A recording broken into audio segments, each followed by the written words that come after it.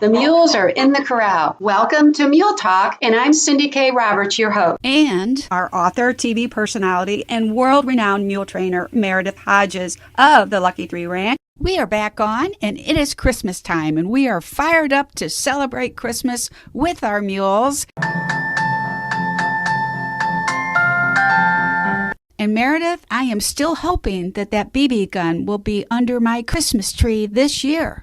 Oh, I'm sure it will be. If it's that important and God thinks it's the right thing to do, then you'll get it, for sure. But you have to be nice on the naughty and nice list.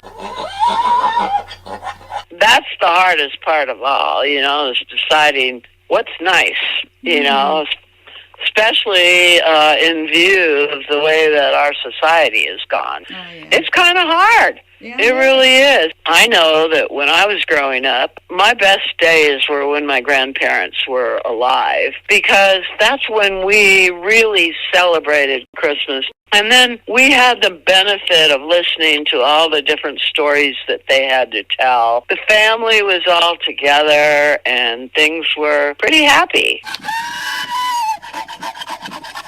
And that was, historically speaking, that was shortly after World War II. And that's when families were a big deal, and our whole country was really appreciative of our military, of all of the things that God had given us. We had the knowledge and the history of our founding fathers and how they believed. And they weren't necessarily of the same sect in religion, and so when they came to America, they tolerated all the different sects, but the one thing they all had in common was they all believed in God. And that showed on our buildings, on our statues, on our money. In the buildings, in some places, we had the 10 Commandments posted. We also had the phrase, "In God we trust," which was also on our money. Sure. To remind us, we needed to be reminded where this all came from. And when the Founding Fathers put together the Constitution, they did that with all of these things in mind, that what laws we were making were not laws of man per se. They were the laws that were passed down from God, especially when he gave the 10 Commandments to Moses. And I believe to this day that the Bible is the greatest history book ever written. It has all the stories in it. And when I went to private school, my senior year of high school, I got to really know that Bible inside and out. Before that, when I was growing up with my grandparents and everything, we all went to church and even went to Bible school afterwards, so we would know about the interpretation of all of the different sayings that come out of the Bible that people quote all the time. So I had a little bit of interest there anyway, and I decided to do my thesis on the Bible and all the stories in the Bible and what they all meant and how they would relate to modern times. Oh, cool. My consensus after studying that Bible for a whole year, reading it cover to cover 3 times, I mean, not just picking out phrases and everything, but really getting into it and trying to understand the stories, before I realized that the Bible was telling stories that were being repeated over time, and that man didn't do things so differently in their societies. They started with poor people, caste systems, the elite, the bureaucrats and all of that, the people that dressed really nice and thought they were really hot stuff, and the people that worked and just put their hands to the grindstone and worked and built these wonderful cities and farms and places where people lived. But the story was always the same. The aristocrats made the rules, and they lorded power over the people that were building everything that they lived in, and farming the crops and making the food that the people ate, raising the livestock to keep them fed. All of these jobs were being repeated over and over and over again in all of these stories. And I thought, wow, this is really interesting. And then it dawned on me that today we still have storytellers and authors, and some of them write in fiction and some of them write in nonfiction. When they're researched adequately, the nonfiction can be fact. But the one thing that I have learned today in listening to what you're getting fed in society is that not everybody has their own truth. It's just like I was talking about earlier in other interviews, that there are a lot of different ways to do things, and some are good, some are better, but there's only one best. And I do believe the same thing when you're talking truth. You can get close to what you think is the truth if it validates the way you do things or the way you think. But that doesn't necessarily make it the truth, the factual truth. The factual truth is the foundation that you find in all of these stories, whether they were written 1,000 years ago or whether they were written yesterday. People have their own perception of what is truth in their own lives, in their own experiences. And I think as God disappeared in our culture, in our society, and the Ten Commandments was taken down from the buildings, the statues of our founders were fallen, and we lost sight of our laws and their foundation with the laws of God. And so we don't really have a clear perception of what is truly good and what is truly truthful. And in our definitions of freedom and all of that, we think we have the freedom to decimate all these traditions that we've had for all of these different holidays that have positive meaning to them if you look for it. But we have so much freedom in this country, and people have kind of perverted the idea of what freedom really is now, too, with our own definitions of what is freedom. What does it mean? A lot of people, they didn't even want to celebrate Christmas anymore. In fact, for the last 4 years, we've been told we can't even say Merry Christmas.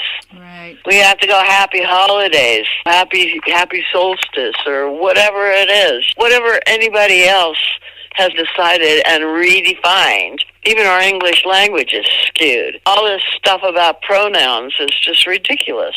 Yeah. When I was growing up in school, you learned about pronouns, and you know what? It's complicated. Yeah. Grammar is complicated, and you have to put a little time in, and you got to study it to know what it really is. And maybe some people found that tedious. I don't know. My whole idea about going through school was, okay, I don't like being here. I don't see how this is going to affect my life in any way, shape, or measure. And I don't know why I have to spend 12 years doing this.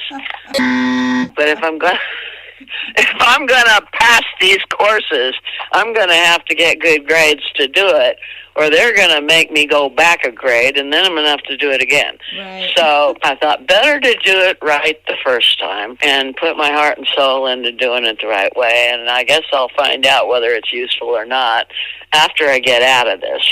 That is not a really good attitude to have, but at least the attitude of trying to get A's, B's, and sometimes C's was pretty okay. But I really, really looked forward to the Christmas holiday because that was a long one. I got a whole week off between Christmas and New Year's, and we got 4 days off for Thanksgiving, so that was good. And then when I studied the Bible, I realized all the lessons that were there were revering such things as being grateful, being respectful, being kind to people, being generous, wanting to be of service, and all of those lessons were coming out in those holidays. Of course, I just enjoyed the holiday. I liked all the good food. I liked being with friends. I liked seeing my grandparents. It was the only time I ever really got to spend any time with them. And as the world proceeded and evolved, then a lot of things fell apart on that thing, and it wasn't just it wasn't just honoring God and recognizing God as part of our society anymore. I started seeing that falling apart. And even in high school, when I was overseas in Switzerland that year, I was also introduced to a lot of people that came from other places. A lot of them were the children of the military people that moved around in this world and were stationed all over the world. And the ones that I met from Britain, a lot of them got into witchcraft. And so I kind of got into that too. At the same time I was studying the Bible, I was also being seduced by witchcraft. At the end of the year, during the spring break, they wanted me to go and be ordained as a witch in London and take my vacation there. I opted not to. There was just something about it that just seemed kind of evil to me. I had my confrontations with the devil. We were talking about that one night and playing with a Ouija board, and the black dog ran right through the second story of our dormitory, right through the bedroom. And we all saw it. I said, "Did you see that?" And then we all went running after it, went downstairs, asked the people downstairs, "Did you see a black dog?" "No. There was no dog came through here. Dogs aren't allowed in this building." And so, but we all saw it. We did, and that was creepy. That was really creepy. So I know that there is truth in that the devil does show himself in a lot of ways. But I also know that there's one thing that you can say to banish him, and that is, "Satan, get thee behind me." And when you do that, and when you say that or think that, then you allow the sunshine to come through. And that sunshine is God and his son Jesus, who told us in all his teachings how to bring the sunshine into your life. And that is what I have been trying to do. And it was very difficult being sent away to school like that, not being with my family. And then when I got back, and I was 18 years old, there was a lot of things that happened to me back then, and I don't mind sharing them with people. I got pregnant when I was over there, and when I got home, abortions were illegal in this country. Yeah. My boyfriend said, "Well, that's okay. I know the child isn't mine, but we can go ahead and still get married and raise that baby." And we agreed that's what we were going to do. But my parents said, "No way." And it was because my dad was an up-and-coming artist and cartoonist, and they were convinced that this situation was going to ruin his career. One of their friends was a doctor, and he arranged for me to fly all the way to Japan to get an abortion.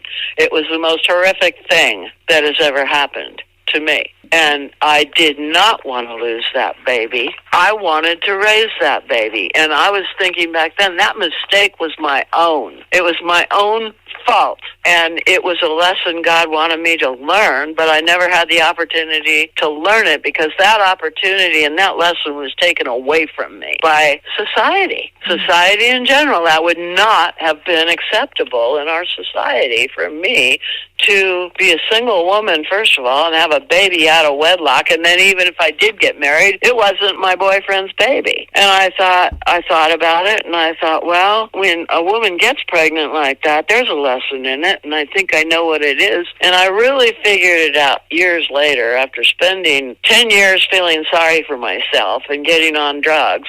Then I could kind of numb the whole experience, but I came out of that feeling like less than a person. I did not have confidence. I felt terrible about myself, and yet I went ahead and I got married and I had a baby. And when I did that, it was the most enlightening experience of my entire life, because then I realized what the importance of the lesson was about having a child and actually going through the whole thing. And that was, you go from being so self-absorbed about everything and entitlement feelings about everything, to realizing that now your life is all about this other life.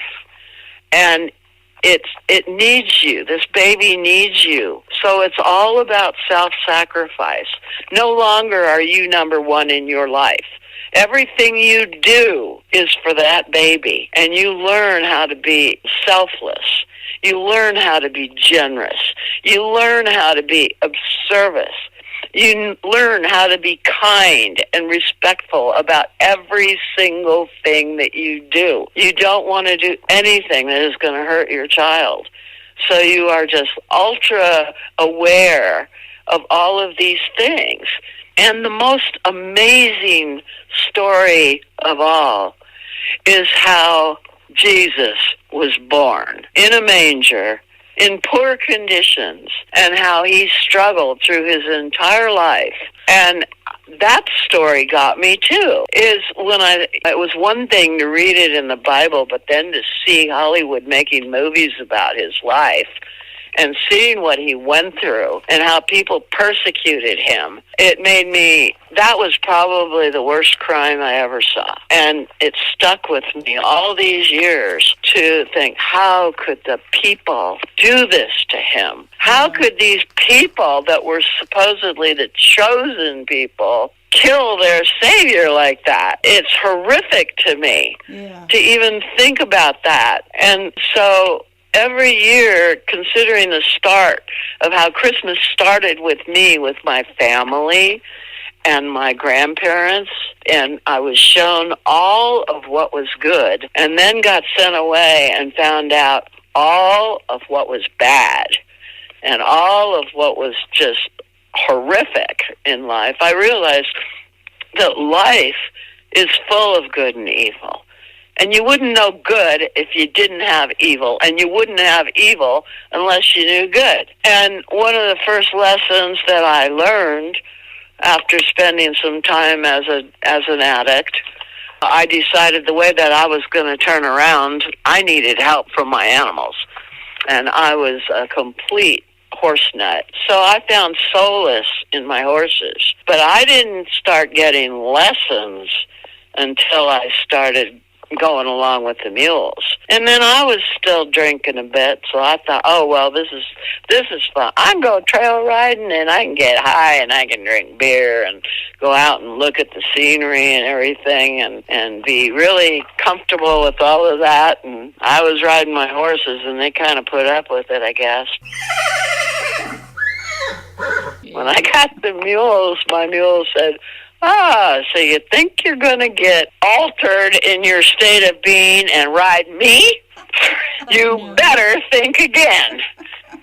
So I had places where I was up on the trail, and the mule would go sideways and dump me on the trail. And then when I went after him to get him, he wouldn't really run away, but he'd scoot away from me. I'd get close, he'd scoot away. Are you going to behave yourself yet? Are you going to ask nicely? And this I started getting it. Okay, I read that part in the Bible where in Genesis it says that man has dominion over animals. And I thought, okay, maybe I am missing the definition of dominion. Dominion means that you have some responsibility to care responsibly for the animals.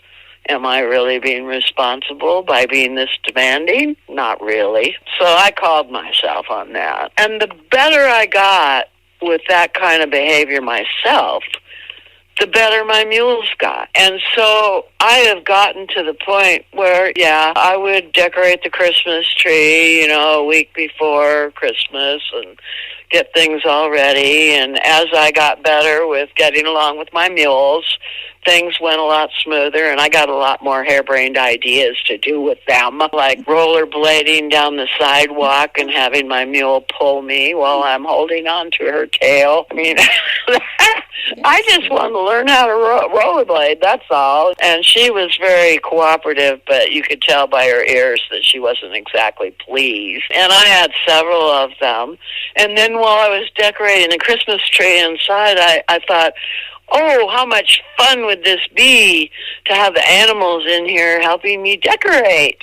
And luckily, I was living in an 850 square foot farmhouse by that time in Colorado. And the floor joists were really good because the lumber they used to use for those old houses is really good and sturdy. These days, you can't exactly do that. You have to know what's under their feet if you're going to bring them inside. And with the new house, I was not completely confident that I could do that anymore.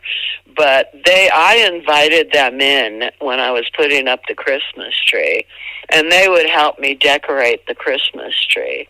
They would stand there, and I'd put up the ornaments and stuff, and CG'd stick her nose into the tree and grab one and go, no, it doesn't go here, it goes here.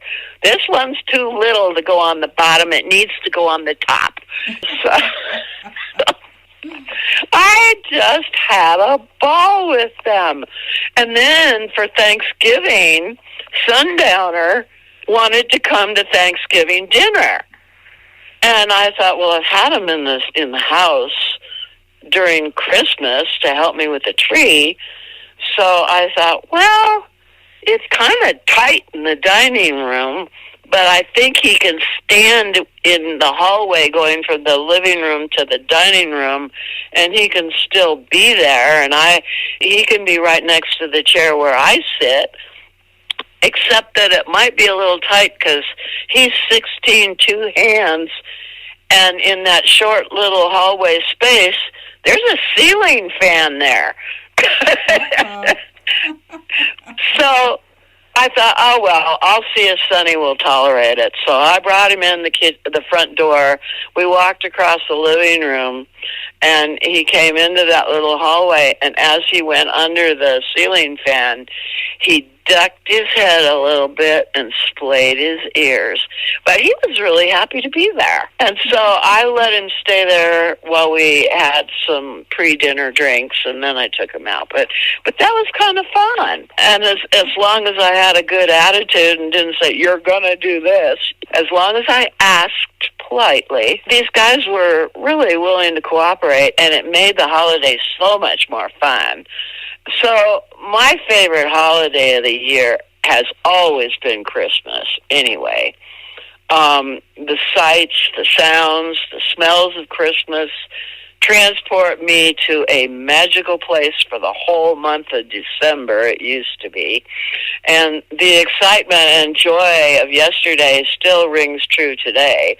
Only now, last year I started decorating on November 1st. This year, I didn't even want to see Halloween, so we started decorating on October 1st. And each year for the last 3 years, it's been getting longer before we take down the decorations. So I don't take down the decorations till after my birthday on February 5th. So we get to enjoy the delights of the season, and for a very long time now, and I've found that it really keeps up people's spirits. It's not something to be put down for, although I'm sure that there are people that say, what's she doing that for? What's she doing with the Christmas decorations for that long? Well, I'm celebrating happiness for that long. I'm celebrating all the things that go into making happiness. I can't think of a more deserving holiday than one that celebrates the birth of Jesus Christ and promotes so much hope and serenity throughout the world, if only for a day, like some people do. Christmas reminds us all that the spirit of sharing and giving is timeless, and it takes only a willing attitude and a little bit of creativity, and if you pace yourself, it's not tiring to do that kind of work. While I was growing up, Christmas in my family, like I said, was filled with numerous traditions. When we were 12 days out from Christmas, for instance, we watched a 1955 film called On the 12th Day of Christmas. As you might guess, it was based on the Old English song, The 12 days of Christmas. Every year, the film brought wild bursts of laughter as we watched a proper Edwardian lady's townhouse in England become filled to overflowing with gifts from her suitor. Not only did she get the gift her suitor designated for each day, but also the same gifts from prior days, plus the new one. By Christmas, her little townhouse was filled with 12 partridges in pear trees, 22 turtle doves, 30 French hens, 36 calling birds, 25 gold rings, 30 geese a laying, who knows how many eggs there were, 28 swans a swimming, 32 maids a milking. Can you imagine all those cows in a townhouse?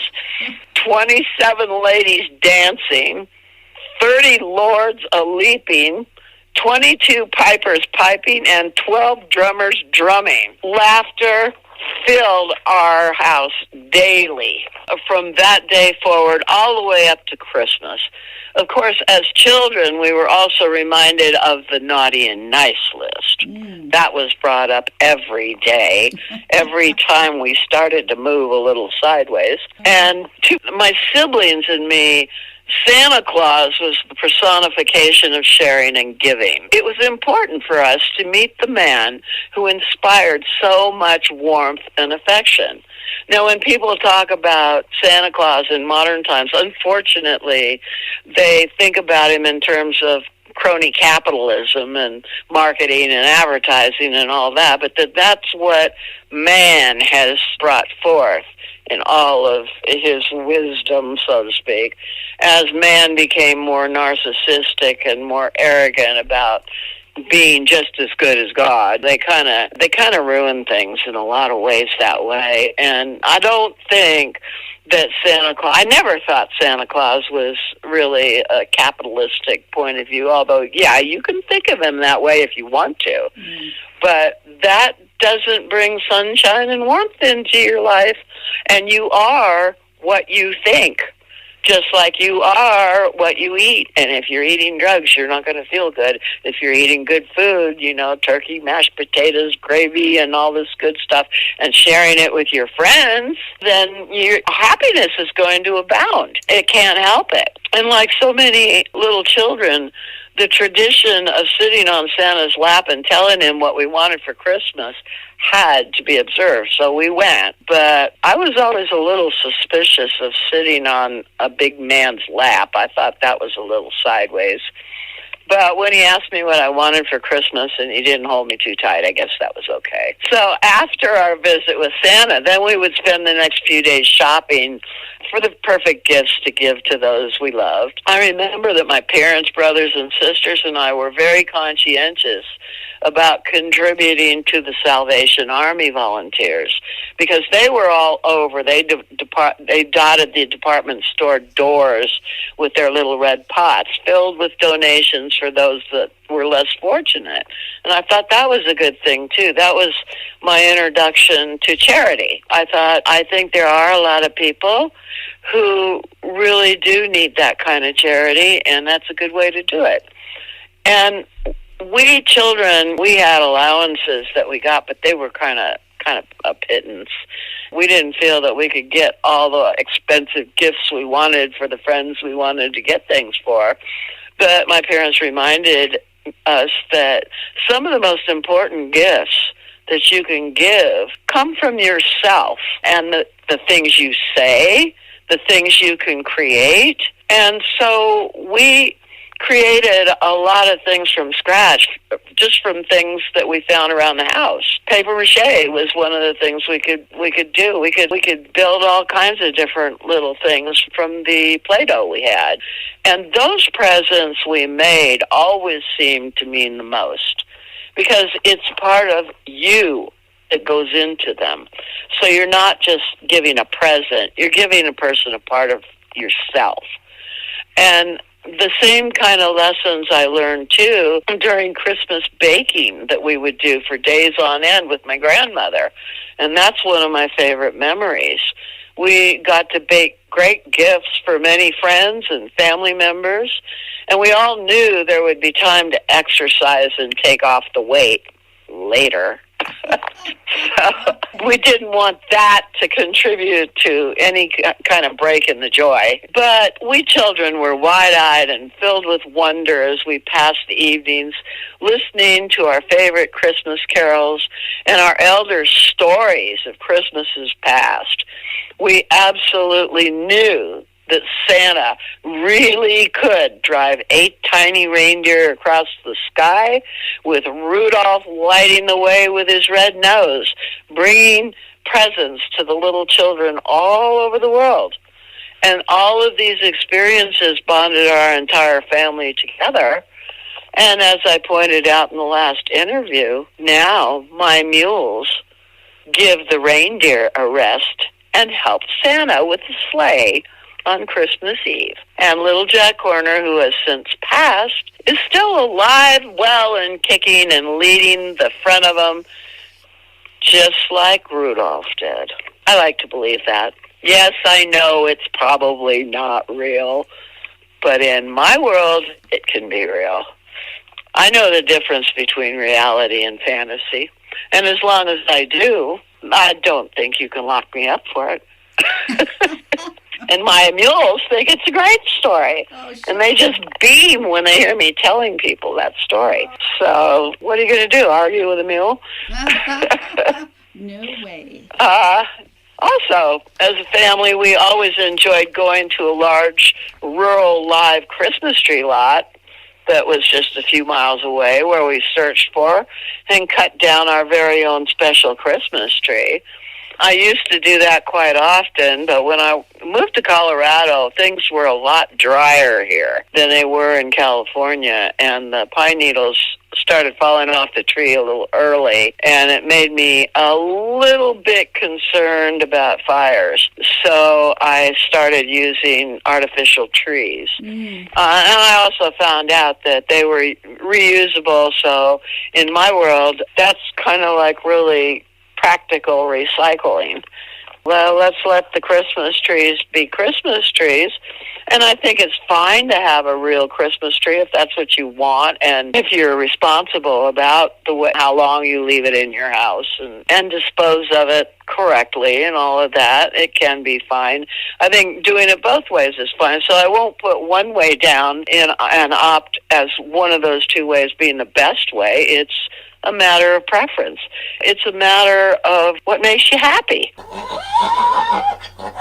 Now you can have the happiest Christmas ever. The Christmas decorations that were everywhere brought smiles to our faces and made us dance with joy, while Christmas bells rang out to remind us of all the good in everyone. And this is the wondrous thing about Christmas, and being able to celebrate it with God and His Son in mind, because I do believe that that's what the intention was. And I think that's a way that we can keep ourselves happy, keep looking at the bright side of life instead of harping on the negative and whining and complaining about what we don't have.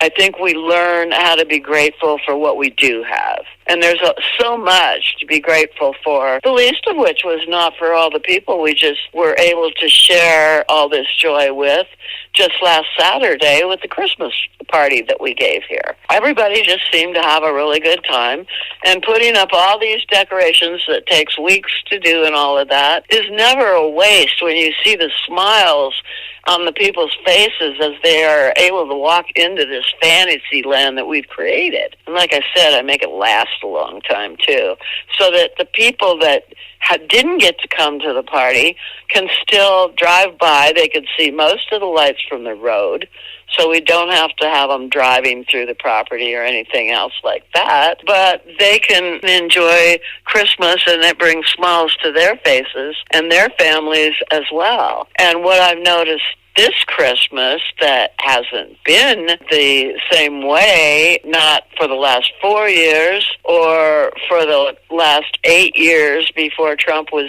in 2016, when they banned us from saying Merry Christmas, people stopped putting up their decorations. And you could tell that people were getting depressed. And this Christmas, my guys went out and they told me, have you seen what's out there this Christmas? And I said, no. And they said, well, we're not the only one with a bunch of lights up this year. Looks like the whole town's lit up now. And that just brought a smile to my face. More happiness abounds. And back then, too, in the early Christmases, on Christmas Eve, we were surrounded by close friends and family. And my mom accompanied us on the piano as we sang Christmas carols. That was fun. Another Christmas Eve tradition was our very favorite meal of hamburgers and French fries, a quick meal for my mom to fix, and food that we all loved. For dessert, Mom made chocolate and lemon meringue pies. Dessert was always delicious, but we children were anxious to get to the business of opening presents, and we were horrendous. We didn't stop nagging, so our family opened the presents on Christmas Eve. And then on Christmas morning, we were looking forward to what Santa brought, so we got presents for both days of Christmas. Wow! Yeah, for Christmas morning, we set out milk and cookies for Santa and his reindeer before we went to sleep. And we knew he came because they were all gone in the morning. And we thought it was totally amazing that he could give gifts to every child all in one night. We kids always woke up extremely early on Christmas Day, bouncing down the stairs to see what Santa had left us.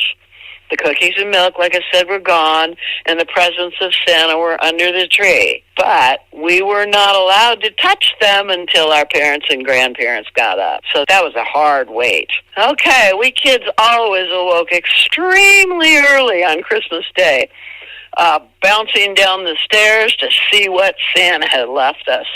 I think the greatest present that I ever got was when I bounced down those stairs and looked at the tree and saw a bouncing horse. It was just like a rocking horse, only it had springs on it, and you could bounce on it, and it was just great.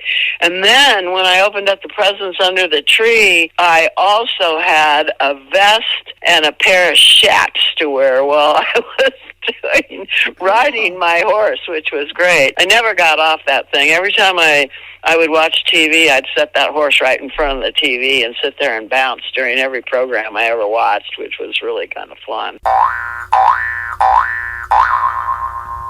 The cookies and milk naturally were gone, and the presents from Santa were under the tree. But presents for Santa were under the tree, but we weren't allowed to touch them until our parents and grandparents got up. So there's that bouncing horse sitting right in front of me, and I couldn't get on it until my grandpa and grandma and my parents came downstairs. And that wait was excruciating, but it was oh so much fun when the adults finally got up. And then after opening our presents, everyone had a light breakfast because the early afternoon would bring our traditional Christmas dinner with friends and family. My mother made the most amazing spread of perfectly roasted turkey and stuffing, mashed potatoes and gravy, an incredible salad filled with everything you can think of from the garden, sweet potatoes, and a lovely cranberry sauce. The meal was always topped off by my grandmother's unique and decadent chocolate roll. It's a light chocolate cake kind of thing rolled really thin. It rolls up, and it's so light and airy and everything, but you stuff it with real whipped cream, and then you make a homemade chocolate sauce to go over the top of it. It just melts in your mouth. And she used to just make one chocolate roll, but we were all so demanding about it, and we were kind of irritated that the slices off the chocolate roll were so thin that we talked Grandma into making 2 of them every year after that, after we fought over it, you know. So, and to this day, I still have her recipes, and I still do make those things from time to time. I don't have as many big gatherings. When I do, I've got a really good caterer for the Christmas party and all of that. But every once in a while, you can talk me into making a chocolate roll because they're so good. Oh, my God. But all these wonderful things they create such amazing memories, and I just can't see anymore focusing on what I don't have. Gee, my family's not close enough to have these dinners together anymore or anything like that. But I certainly think about them, and the memories that I do have are very warm, and I still go ahead and do all of these things with my new family, which has become the people that have been working with me for 20 years. They're like family to me now, too. I mean, it's not just like family. They are family. So my family has just grown. And like I was telling you earlier, I got told that I would have a few friends in my life, one or two really good friends, but that people would come and go because most people cultivate relationships that are not deep and abiding relationships like you might have with a very best friend or something like that. But what I've discovered is that when you put the time and the effort into really getting to know people and having an interest in people, truly communicating with people on a one-on-one basis or over the phone or something like that, it's quite a bit different than texting or emailing on a computer. I don't know that I believe that the onset of the computer has actually made things better. I think in a lot of ways it's stolen a lot of these warm and intimate moments from people in life, and I think that's where a lot of the whining and complaining comes from, is that people just don't feel as good anymore as they used to when their lives were filled with all these wonderful moments and memories that they can have, and interaction with their friends and their families, and having the time to develop deep and abiding relationships. This is something that I've chosen to do. I make time to get to know people. I make time to do the kinds of things, and that's why Christmas has gotten so much longer for me. It's now October, November, January, and a week into February now.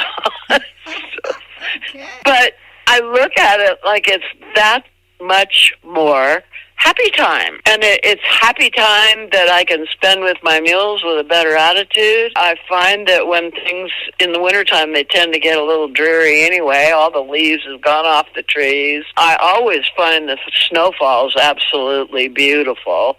A lot of people find them cold and insufferable, and they go inside and they don't even want to go out and enjoy it. But I do think it keeps you healthier when you have an attitude about what is right in this day. What can I look at that will make me happy, and go seeking out those kinds of things every day instead of seeking out the things that are wrong with every day. You can tolerate the bad if you can find the good, in other words, I think. It seems to work for me anyway. But as an adult, now my Christmases are a wonderful combination of the traditions I experienced as a child and my own new traditions, which means I always include my beloved mules, donkeys, and horses. In fact, back when I lived in my original farmhouse at the Lucky Three Ranch, the old floors, like I was saying, they were a lot more solid, and I could bring the animals inside and have them in. And so when I remodeled my house, then I built the floor in the office a little bit more sturdy because I knew I wanted to film my animals in the house. Oh, yeah. So we reinforced some floors so I could still do that. And throughout the years, before my older animals passed, my champions, they were always involved in Christmas parades throughout the years. And we talked a little bit about that in the last interview. We would always decorate our surrey, pulled by Maybe CT, and our Meadowbrook cart, pulled by Little Jack Horner, with the most elaborate decorations. I had to be a little careful with Little Jack Horner in the parades, though, so I had to do both if I was going to take him out. I couldn't take him out with the Meadowbrook cart by himself, because you never knew when LJ was going to just decide to take off. So in a parade, we just made sure that he had his nose right at the back of that surrey. And he seemed to be okay with that. You live and learn. I mean, we had a few bolt and runs before I figured that one out, too. But thank God they were practiced at home. But it's always so much fun to hear and see the crowds of people along the parade routes waving and cheering in appreciation of our efforts, because you realize that you're making their holiday as well. You're spreading joy all over the place. When you decide to participate in joy and look for the joy in your own life, it invariably has a ripple effect, and it spreads. All of the Christmas traditions that I treasure, my favorite is the tradition that arose when the Lucky Three Ranch was born, and my mules, horses, and donkeys became an integral part of each holiday season. My mother would never really allow the animals to come into the house, although we did sneak the pony into the living room that had white carpet one time. She saw the hoof prints and she got really mad. So we didn't try that one again. No. But it was fun when we did it. But my favorite tradition now is the time spent sharing a warm hug with each of my equines and giving them an extra measure of oats on that very special day that we call Christmas. A few years back when I lived in the old farmhouse at the Mule Ranch, I took the live Christmas tree down and I chopped it up and I stuffed it in the old wood burning furnace, because that's how we heated the house, not knowing that the chimney would catch on fire. Oh, no! And the neighbor the next farm over called to tell me that my house was on fire. And she called the volunteer fire department. We were on a cistern, so we didn't have any water. Oh, no. And so anyway, they were real gracious. They brought a couple of trucks in and they put the fire out while the mules were standing around the corral watching the fire burn.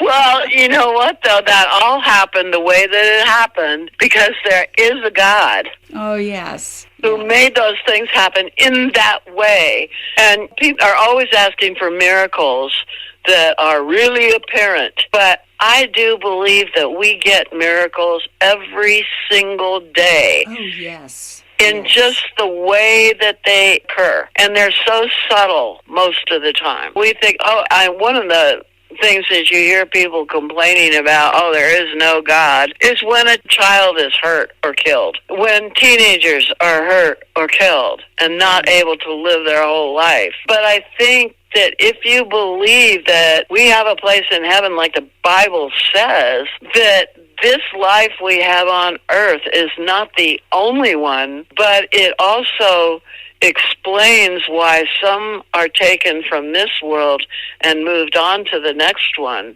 It's the way we think about death that makes it so horrific. Right.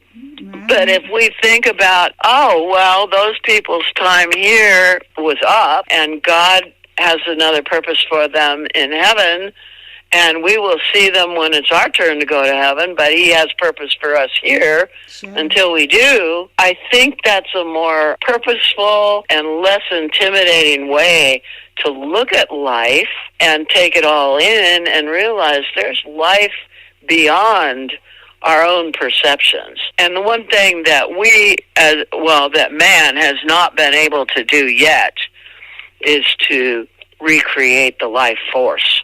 He can recreate the bodies. He can even recreate the intelligence. But he has yet to be able to recreate the life force. And I might tell you a little story, too, here at the end of all this. When I was in high school, my science teacher asked me what I thought about religion. And because science can be very different from religion and seems to need to be separate from it. I told him, I says, I think Darwin was very on in his theory of how we evolved from animals and stuff like that. I said, I could see where that comes from, but I said, in science, too, we're always talking about energy and electrical forces and everything. And I think, in my own mind, that I can't help to think that there's maybe one great big ball of electrical, this, that, and the other, that explains our souls and the life force that's within us. And when it leaves the body, it just goes and it joins that all-encompassing electrical compilation of all that energy that's sitting out there in the universe somewhere, and maybe that's what we're calling heaven. Yeah. And that might be just a different form that we take. And my science teacher says, Meredith, I have never heard a student explain anything like that. He says, you may find that might be right. Well, it's just a child's way of explaining it, and it has taken all kinds of different turns and everything else in my thinking, but it still all forms together and comes back to that same simple idea. Where does our soul go? I'm the one that asks why. Why this? Why that? But I can't think that when we die that all we're going to be is dirt. Right, yeah. It's peaceful for me to know that I have accepted the Lord Jesus Christ as my Savior. So I do praise God for His love and His grace. And no one gets to God but through Jesus. Yes. And the reason for that is because Jesus told us He's the only one we got to talk to that told us how to get there. Right. He gave us all the rules and all the things we've got to do within ourselves, and these are things that we need to change within ourselves. You can't go out and change somebody else. The only one we have any power over at all is ourselves. And then what I've noticed is when we do change ourselves, that the world around us reacts to that. And when we are being positive, we get positive from what we're interacting with. My mules taught me that. You want to be a jerk? I could be an ass.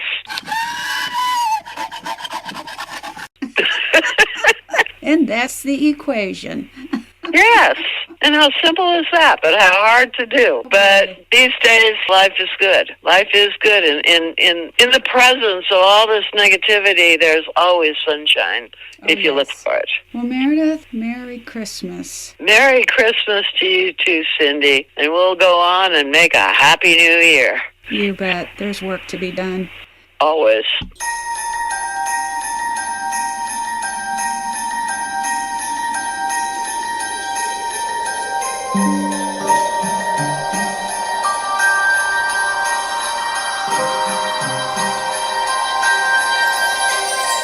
Meredith's website is lucky3ranch.com, and you can call her at 1-800-816-7566. And I can be reached through my website, everycowgirlsdream.com. Gotta go. My mule is looking for me.